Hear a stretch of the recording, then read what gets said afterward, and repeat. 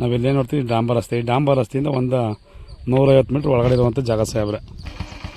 ನೋಡಿ ಸಾಹೇಬ್ರೆ, ಇಲ್ಲೇನು ನಾವು ಈ ಡಾಂಬರ್ ರಸ್ತೆಯಿಂದ ಸರ್ ಇಲ್ಲಿ ಈ ಕಡೆಗೆ ಈ ಮಡ್ ರೋಡ್ ಅಂತಂದರೆ ಒಂದು 150 ಮೀಟ್ರ್ ಅಷ್ಟೇ ಸಾಹೇಬ್ರೆ. ಈ ರೋಡ್ಗೆ ಅಟ್ಯಾಚ್ ಆದಂಗೆ ಈ ಡಾಂಬರ್ ರೋಡಿಗೆ ಇಲ್ಲಿಗೆ ಜಾಗ ಇರುವಂಥದ್ದು ಸಾಹೇಬ್. ನೋಡಿ ಸಾಹೇಬ್ರೆ, ಈ ರಸ್ತೆ ಪಕ್ಕ ಇರುವಂಥದ್ದೇ ಜಾಗ ಸಾಹೇಬ್ರೆ.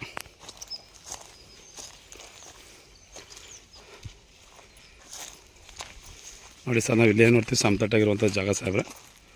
ಒಟ್ಟು 27 ಗುಂಟೆ ಸಾಹೇಬ್ರೆ. ಇದು ಈ ಖಾಲಿ ಜಾಗ ಏನು ಕಾಣ್ತಿದೆ ಇದು 27 ಗುಂಟೆ ಸಾಹೇಬ್ರೆ. ಅಕ್ಕಪಕ್ಕ ಕೂಡ ಬೆಂಗಳೂರು ತಗೊಂಡು ಫಾರ್ಮ್ ಹೌಸ್ ಮಾಡ್ಕೊಂತ ಸಾಹೇಬ್ರೆ. ವಿಲೇಜಿಂದ ಅರ್ಧ ಕಿಲೋಮೀಟ್ರ್ ಇರುವಂಥ ಜಾಗ ಸಾಹೇಬ್ರೆ. ನಾವೇನೇನು ನೋಡ್ತೀವಿ ಇದೇ ಜಾಗ ಸರ್.